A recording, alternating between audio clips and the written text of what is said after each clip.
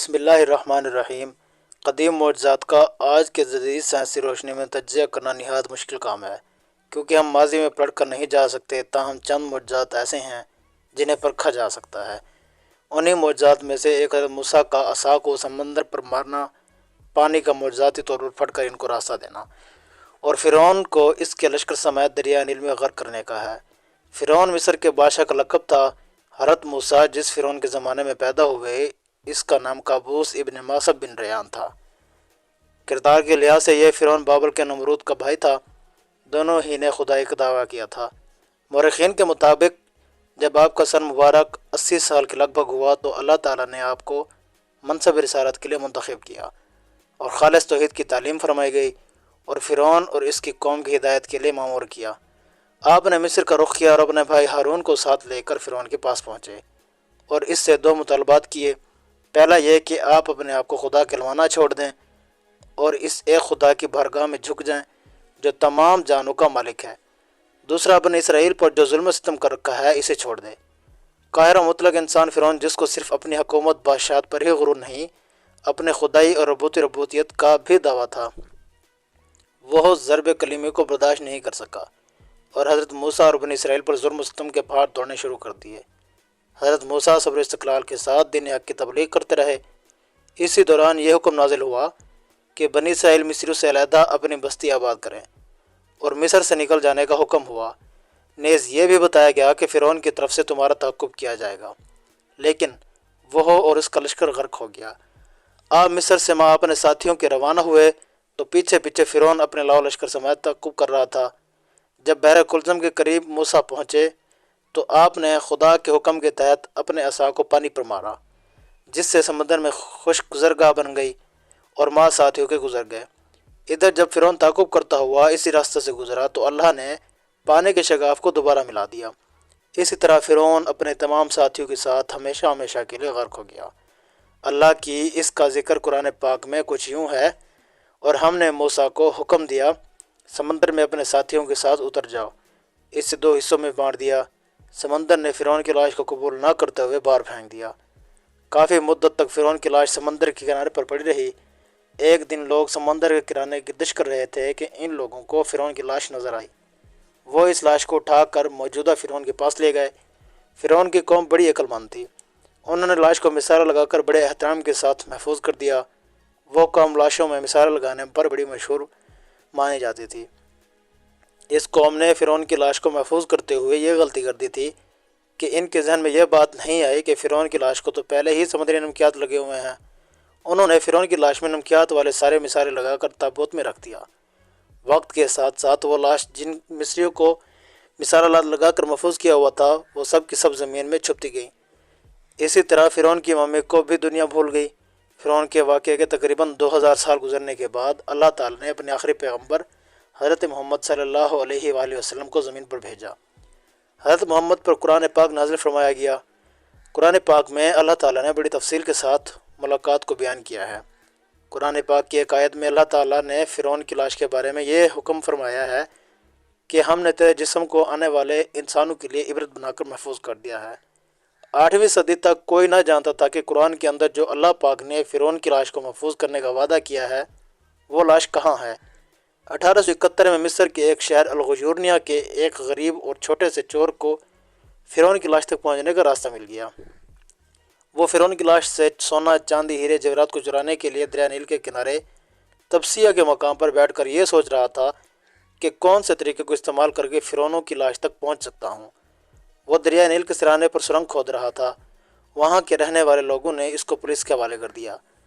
جب اس کو پولیس پکڑ کر لے گئی تو اس نے تباہ ہونے والے فرعون کی لاش کے بارے میں بتایا، تو وہ لوگ اس لاش تک جا پہنچے اور ان کو فرعون کی لاش مل گئی۔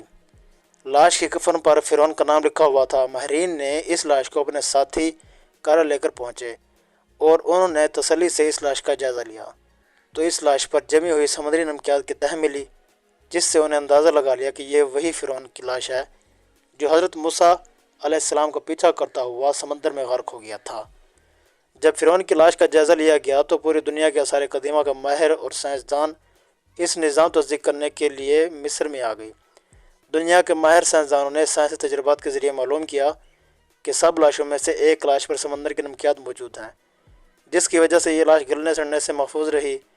جلسہ زانوں نے تصدیق کر دی کہ یہی وہ فرعون کی لاش ہے، تو اس لاش کو میوزیم کے اندر لوگوں کے لیے عبرت کا نشان بنا کر محفوظ کر دیا۔ 1982 میں اس لاش پر لگے مثالیں خراب ہونا شروع ہونے لگے، تو مصری حکومت نے فرانس کے سائنسدانوں کو کہا کہ اسے خراب ہونے سے بچا لیا جائے اور ان کی موت کی وجہ معلوم کی جائے۔ انہوں نے کہا اس لاش کو فرانس بھیجا جائے۔ جب اس لاش کو فرانس بھیجا گیا تو اس وقت کے بڑے بڑے اعداد ایئرپورٹ پر اس لاش کے استقبال کے لیے آئے۔ فرعون کی لاش کو اس قدر عزت اور احترام دیا گیا کہ جس طرح موجودہ صدر کو عزت و احترام دیا جاتا ہے۔ وہاں ڈاکٹر مورس بقائے اور اس کی ٹیم کو بلایا گیا اور لاش کو ان کے حوالے کر دیا گیا۔ یہ ڈاکٹر کرسچن تھا۔ جب مائکروسکوپ کے ذریعے ممی کے تمام حصوں کو باریکی سے جائزہ لیا گیا تو معلوم ہوا کہ اس لاش کے اندر سمندری نمکیات ابھی تک موجود ہیں۔ ڈاکٹروں کی ٹیم نے 100% کنفرم کر دیا کہ یہ سمندر میں ڈوبنے کی وجہ سے ہوئی ہے، کیونکہ اسے نمکیات سمندر کے علاوہ کسی اور جگہ پر نہیں پائے جاتے۔ یہ قدرتی نمکیات ہے۔ سمندر میں ڈوبنے کے بعد کیا پتہ یہ لاش کتنے عرصے تک سمندر میں ہی پڑی رہی ہوگی۔ اس لاش کے اندر سمندری نمکیات کس قدر سما گئے ہوں گے جس کے اثرات آج تک ختم نہیں ہو رہے۔ جو ڈاکٹروں کی ٹیم اس لاش کا معائنہ کر رہی تھی وہ اس بات پر حیران تھی کہ ایک بادشاہ سمندر میں کس طرح ڈوب کر مر سکتا ہے۔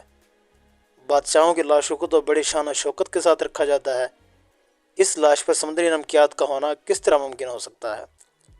ڈاکٹر مورس کے لیے یہ بات بھی بہت حیرت انگیز تھی، کیونکہ اس سے پہلے اس کے تجربات میں ایسی کوئی لاش نہیں آئی تھی۔ ڈاکٹر مورس نے ممی کے متعلق مزید معلومات لینے کے لیے ہر طرح کی کوشش کی، تو اس کے علم میں آیا کہ قرآن پاک میں اس لاش کا ذکر تفصیل کے ساتھ بیان کیا گیا ہے۔ وہ قرآن پاک سے اس لاش کے بارے میں معلوم کرنے کے لیے مصر پہنچ گیا۔ ڈاکٹر مورس ایک سائنسدان تھا۔ اس نے سوچا ایک مسلمان سائنسدان سے معلوم کیا جائے۔ مسلمان سائنسدان سے اس نے کہا کہ میں قرآن پاک سے فرعون کی لاش کے بارے میں مطالعہ کرنا چاہتا ہوں۔ مسلمان نے قرآن پاک کی سورۃ یونس کی آیت نمبر 90-92 کا ترجمہ پڑھ کر ڈاکٹر مورس کو سنایا، جس میں فرعون کے خدائی کا دعویٰ، اس طرح موسیٰ علیہ السلام کا پیچھا کرنے کی وجہ اور سمندر میں ڈوب کر مرنے، پھر سمندر کا لاش کو باہر پھینکنے اور لاش کو محفوظ کرنے کا وعدہ اللہ پاک نے قرآن پاک میں واضح طور پر بیان کیا۔ اس قرآنی صورت کا اشارہ بالکل واضح تھا کہ اللہ تعالیٰ نے وعدہ کیا تھا کہ میں فرعون کی لاش کو رہتی دنیا تک عبرت بنا دوں گا۔ جب ڈاکٹر مورس نے قرآنی آیت کا ترجمہ تفصیل کے ساتھ مطالعہ کیا تو کہنے لگا کہ قرآن پاک ایک سچی کتاب ہے، اس کا ایک ایک لفظ میں سے سچائی نظر آتی ہے۔ خدا ایک ہے اور حضرت محمد صلی اللہ علیہ وآلہ وسلم اللہ کے نبی ہیں۔ اس کے بعد ڈاکٹر مورس نے کلمہ پڑھا اور مسلمان ہو گیا۔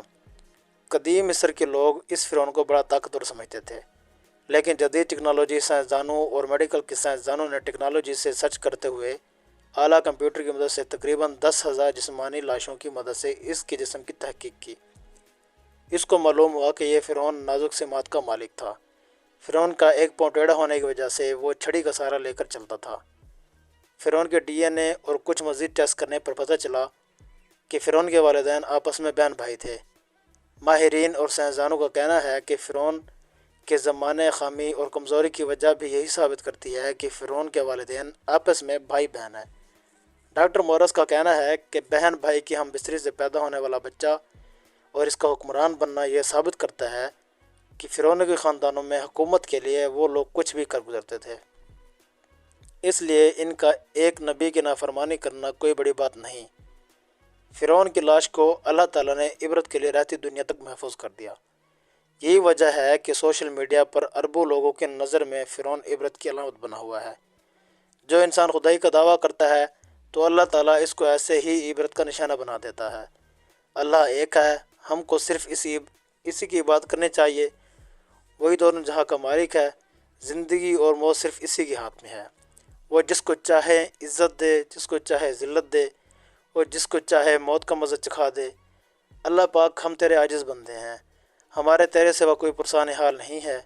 اے اللہ پاک ہم اپنا خاص کرم نظر فرما، ہمارے دلوں میں نبی کریم صلی اللہ علیہ وآلہ وسلم کی محبت بھر دی اور ہم کو نبی کریم صلی اللہ علیہ وسلم کی سنت پر عمل کرنے کی توفیق عطا فرما اور ہمیں نبی کریم صلی اللہ علیہ وسلم کا عاشق بنا دے۔